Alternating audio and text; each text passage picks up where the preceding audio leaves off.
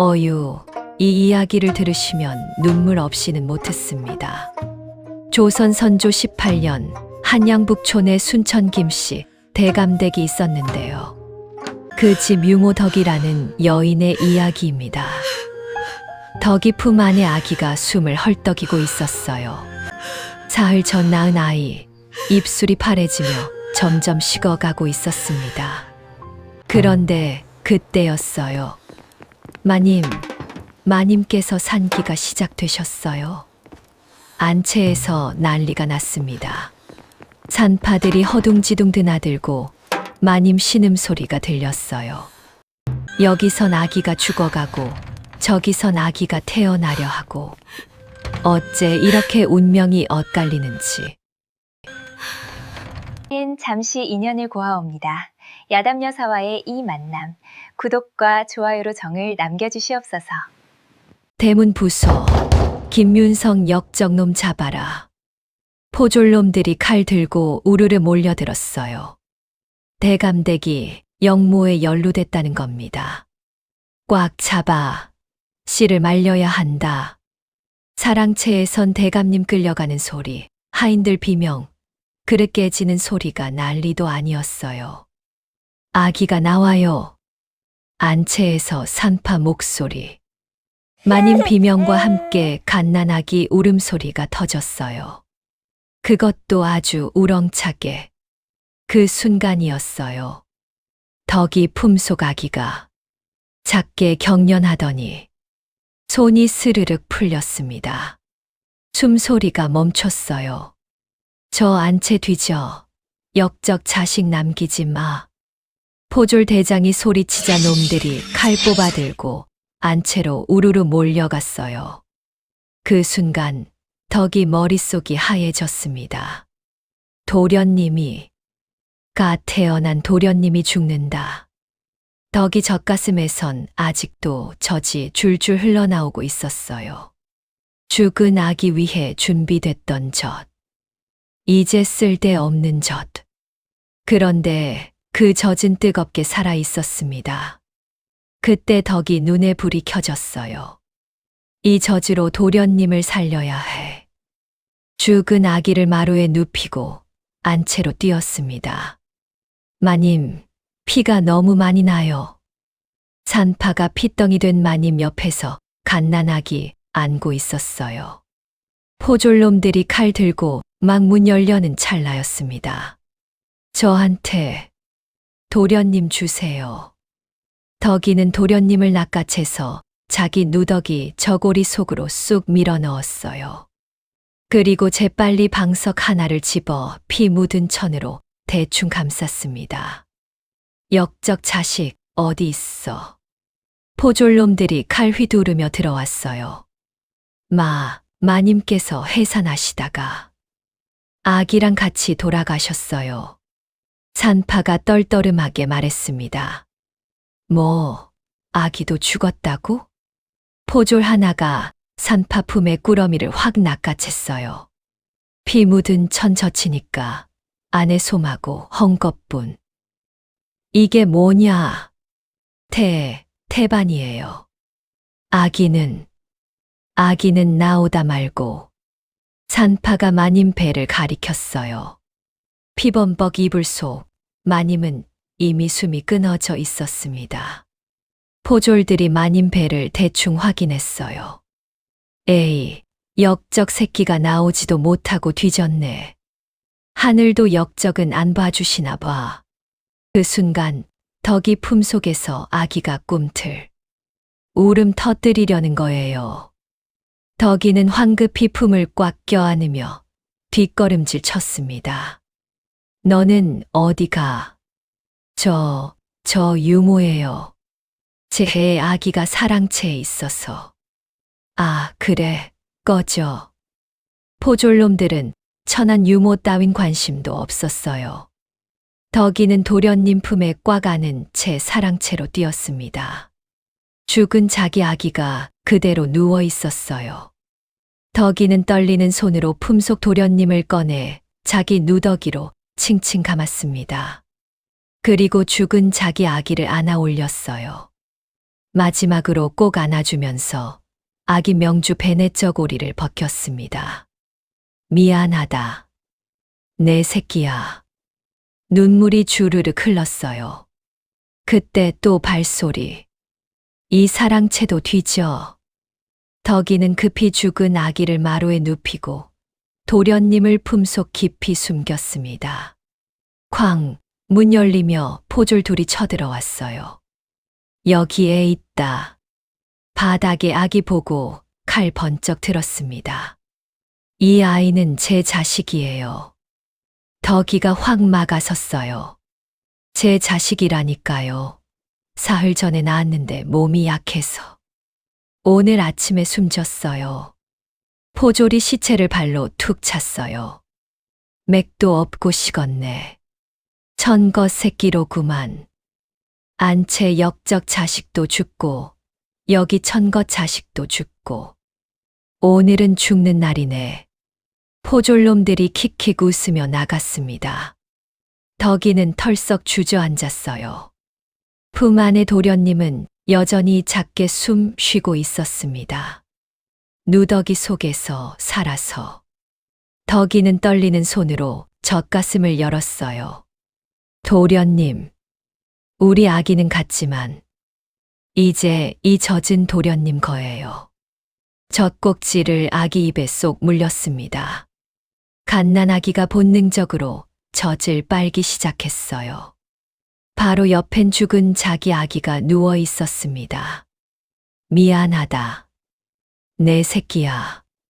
근데 엄마는 이 아이를 살려야 한다. 눈물이 젖바는 도련님 볼에 뚝뚝 떨어졌어요. 밖에선 여전히 비가 쏟아지고 비명소리 들렸습니다. 하지만 이 구석에선 한 여인이 죽은 자기 아이 옆에서 다른 아이한테 젖물리고 있었어요. 피보다 진한 게 뭔지 아십니까? 바로 이 젖줄입니다. 그날 밤 순천 김씨 대감댁은 몰살당했습니다. 대감은 목이 댕강, 마님은 해산하다 숨졌어요. 관가 기록엔 이렇게 썼답니다. 역적의 자식, 배 속에서 죽었음. 근데 말이죠. 진실은 달랐어요. 갓난 도련님은 한 여인 젖줄에 매달려 살아남았습니다. 이게 바로 그 여인하고 아이 이야기입니다. 들어보시겠어요? 그날 밤 덕이는 도련님을 등에 업고 대감댁을 빠져나왔습니다. 아기가 칭얼거릴 때마다 덕이는 젖을 물렸어요. 걸으면서 숨으면서 도망치면서 사흘을 걸어 문경세제까지 왔습니다. 그런데 뒤에서 말발굽 소리가 들렸어요. 저기다, 저 여자 잡아라. 포졸들이 쫓아온 겁니다. 누가 일러 바쳤나 봐요. 도련님, 죽어도 같이 죽겠습니다. 덕이는 벼랑 끝까지 몰렸어요. 뒤는 포졸, 앞은 낭떠러지. 어디 도망가나 보자. 포졸 대장이 칼을 번쩍 들었어요. 그 칼날이 도련님을 향해 내려오는 순간 덕이는 맨손으로 칼날을 움켜잡았습니다. 손에서 피가 주르르 흘렀어요. 하지만 덕이는 칼을 놓지 않았습니다. 포졸이 칼을 빼려 했지만 덕이가 놓지 않았어요. 피 흘리면서도 꽉 잡고 있었습니다. 놔, 당장 놔. 포졸이 덕이를 밀쳤어요. 덕이는 벼랑 끝으로 휘청. 떨어지려는 순간 등에 업힌 도련님이 으앙 울었습니다. 그때였어요. 숲속에서 호랑이가 나타났습니다. 그것도 어마어마하게 큰 놈이었어요. 호랑이다. 포졸들이 혼비백산 도망갔습니다.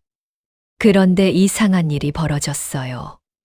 호랑이가 덕이에게 다가오더니 앞발을 쭉 뻗고 머리를 푹 숙였습니다.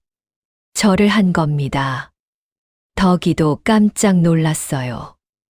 호랑이가 사람에게 절을 한다니요. 호랑이는 덕이 옆에 엎드리더니 피 흘리는 손을 천천히 핥아줬어요. 따뜻한 혀로 상처를 핥으니까 피가 조금 멎었습니다. 그리고 덕이 앞에서 한참을 엎드려 있다가 숲속으로 사라졌어요.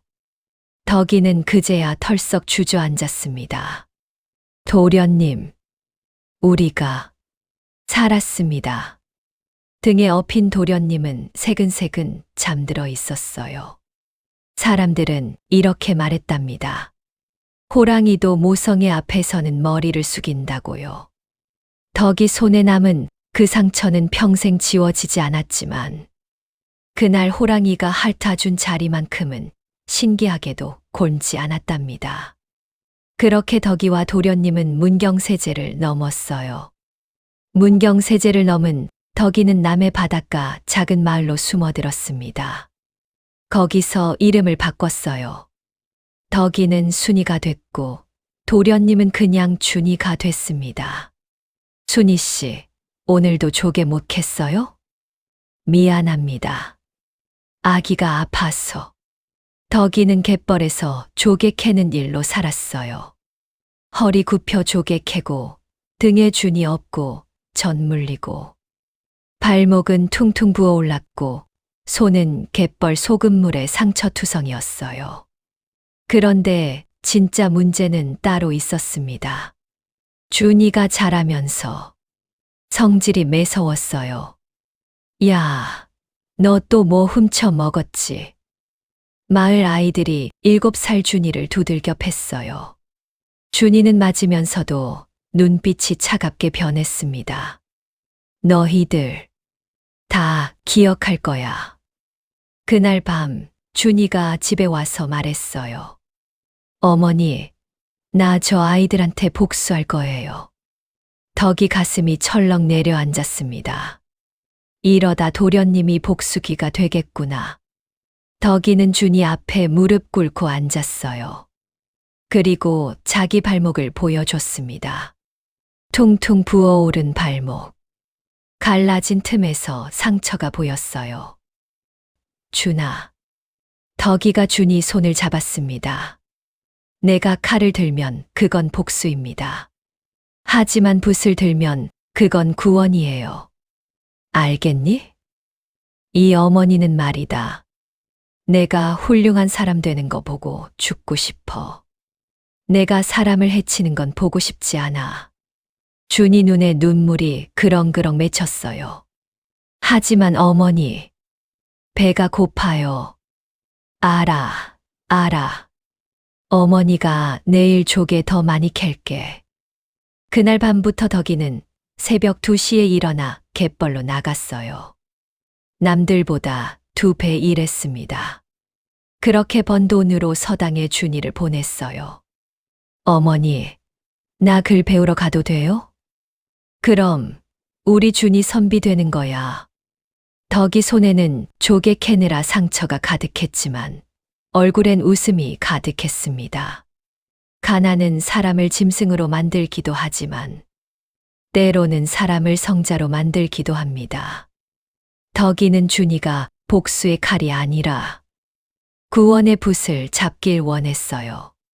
그리고 그 소원은 이루어집니다. 준이가 15살 되던 해 일이 터졌습니다. 서당 훈장님이 준이 글솜씨를 보고 깜짝 놀랐어요. 이 아이, 보통 내기가 아니오. 과거 시험에 내보내시오. 소문이 퍼졌습니다. 갯벌 조개 캐는 여인의 아들이 천재라고요. 그런데 그 소문이 사또 귀에까지 들어갔습니다. 뭐, 갯벌 천것의 자식이 글을 잘 쓴다고? 사또는 탐욕스러운 자였어요. 뇌물 안 주면 누명 씌우고 돈 있으면 죄인도 풀어주는 그런 자였습니다. 그 아이 어미를 잡아오너라. 내가 직접 보겠다. 덕이가 관하로 끌려갔습니다. 내 자식이 글을 잘 쓴다며. 예. 그렇다고 들었습니다. 그렇다면 말이다. 사또가 비죽 웃었어요. 내 자식을 내게 바쳐라. 내 양자로 삼아 과거 보게 해주마. 그럼 너도 덩달아 좋은 것 아니냐? 덕이 얼굴이 하얗게 변했습니다. 싫다는 게냐? 사또 얼굴이 차갑게 굳었어요. 좋아. 그럼 이렇게 하지. 내 자식 손목을 자르든가, 내 등가죽을 벗기든가. 둘 중 하나 택해라. 내 자식 손목을 자르면 다신 붓을 못 잡겠지. 글쟁이 꿈은 끝이야. 내 등가죽을 벗기면 너야 죽겠지만 자식은 살겠고. 사또가 낄낄 웃었습니다. 어떻게 하겠느냐? 덕이는 떨리는 목소리로 말했어요. 제 등을 치십시오. 뭐라고? 크게 말해봐. 제 등을 치십시오. 준이 손만은. 하하하. 역시 어미는 어미로구나. 사또가 손뼉을 쳤습니다. 형 틀에 묶어라. 덕이가 형 틀에 묶였습니다. 곤장이 등을 후려쳤습니다. 한 대, 두 대, 세 대. 그런데 이상한 일이 벌어졌어요. 덕이가 비명 대신 노래를 부르기 시작한 겁니다. 자장자장. 우리 아기. 잘도 잔다. 준이가 어릴 때 불러주던 자장가였어요. 덕이 목소리가 점점 가늘어졌어요. 40대가 넘어가자 덕이는 정신을 잃었습니다. 사또는 코웃음을 쳤어요. 쓸데없는 짓을. 끌어내라. 덕이를 형틀에서 풀었을 때 등에서 피가 주르륵 흘렀습니다. 그런데 신기한 일이 벌어졌어요. 핏자국이 마치 글자처럼 보였습니다. 형리들이 화들짝 놀랐어요. 저게 하늘이 내린 표시다. 소문이 퍼졌습니다. 어미의 등에 하늘이 충존자를 새겼다고요. 그날 덕이가 맞은 매는 45대였습니다. 보통 사람은 20대만 맞아도 죽습니다. 하지만 덕이는 살았어요. 아들을 위해서. 그리고 그 소문은 한양까지 퍼졌습니다. 그로부터 10년이 흘렀습니다. 준이는 과거에 장원급제했어요. 그것도 3년 연속으로요. 임금님이 직접 불렀습니다. 경의 학식이 뛰어나다 하니 암행어사를 제수하노라. 준이는 어사가 되어 전국을 돌아다녔어요. 탐관오리를 잡아내는 일을 했습니다. 그러던 어느 날 준이가 남의 고을에 도착했습니다. 바로 자신이 자란 그곳이었어요. 어사 출두요. 관아가 발칵 뒤집혔습니다. 사또는 그 탐욕스럽던 자 그대로였어요. 10년 동안 백성들 등골을 빼먹으며 살았습니다. 이놈 사또, 내 죄를 낱낱이 밝혀라. 준이가 죄목을 읽어 내려갔어요.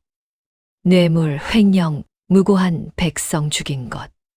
그런데 마지막에 준이가 이렇게 말했습니다. 그리고 10년 전 한 여인을 거의 죽도록 매질한 죄. 사또 얼굴이 하얗게 변했어요. 그 여인이 바로 제 어머니였소. 관아가 조용해졌습니다. 준이는 사또를 파직시키고 유배 보냈습니다. 그리고 어머니가 계신 오두막으로 달려갔어요. 어머니, 덕이는 오두막에 누워 있었습니다. 10년 전 맞은 매질의 후유증으로 몸이 많이 약해져 있었어요. 준아, 내가 왔구나. 어머니, 제가 늦었습니다. 준이가 울먹였어요. 아니다. 너는 잘했어. 훌륭한 사람이 됐구나. 덕이가 준이 손을 잡았습니다. 어머니, 이제 한양으로 모시겠습니다. 큰 집에서 편히 사시게. 아니다, 준아. 나는 이제 갈 때가 된 것 같구나. 안 됩니다, 어머니. 그날 밤, 덕이는 준이 품에서 조용히 숨을 거뒀습니다. 마지막 말은 이것이었어요. 준아, 너는 칼이 아니라 붓을 들었구나. 어미는 행복하다. 덕이의 장례식 날. 임금님이 직접 교지를 내렸습니다. 덕이를 정경부인에 봉하노라. 천한 조계잡이 여인이 정경부인이 된 겁니다. 전무후무한 일이었어요. 준이는 그 교지를 어머니 무덤 앞에서 태웠습니다. 어머니, 이제 아들 등에 업혀 하늘 구경 가시지요. 바람이 불어 제가 하늘로 날아올랐어요. 무덤 앞에는 조개 껍데기 하나가 놓여 있었습니다. 그 조개 껍데기는 어떤 옷가락지보다 아름답게 빛나고 있었습니다. 사람들은 말합니다. 피보다 진한 것이 무엇이냐고 물으면 어떤 이는 사랑이라 하고 어떤 이는 의리라 합니다. 하지만 이 이야기를 들은 사람들은 알게 됩니다. 피보다 진한 것은 바로 젖줄이라는 것을. 한 여인이 자신의 아이를 잃고 남의 아이를 살리기 위해 흘린 그 젖. 그것이 바로 세상에서 가장 고귀한 것이었습니다. 덕이와 준이의 이야기. 여기서 마칩니다.